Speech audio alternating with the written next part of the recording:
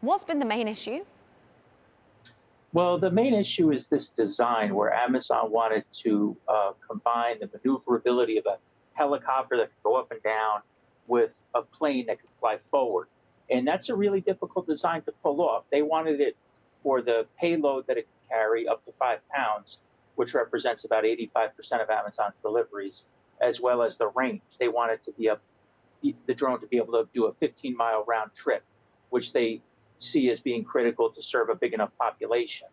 And so that design has been tricky. And last summer they had a really bad incident when the drone was transitioning from that up and down flight pattern to the forward pattern, where one of the motors failed. There's six propellers on the drone.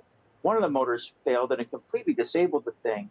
All of these safety mechanisms that were supposed to kick in failed as well, and you ended up with an 85-pound drone dropping from 160 feet in the sky to the ground, and it's this hot lithium battery on board that powers it, creating a brush fire that spread 25 acres.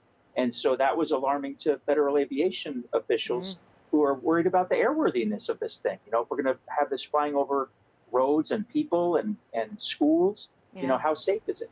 And yet, despite all those headwinds, despite the issues, the engineering issues, the safety issues, there seems to be an area they're still committed to. Is it because of the supply chain headaches, the costs? What is it that makes it still so attractive?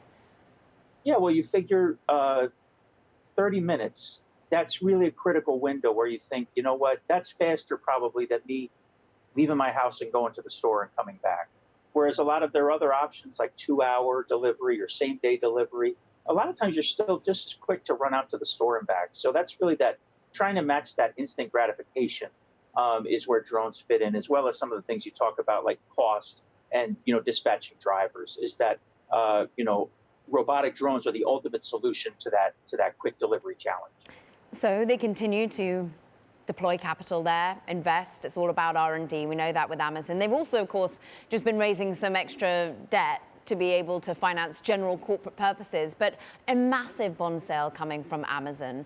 Talk to us about what we think it will be used for.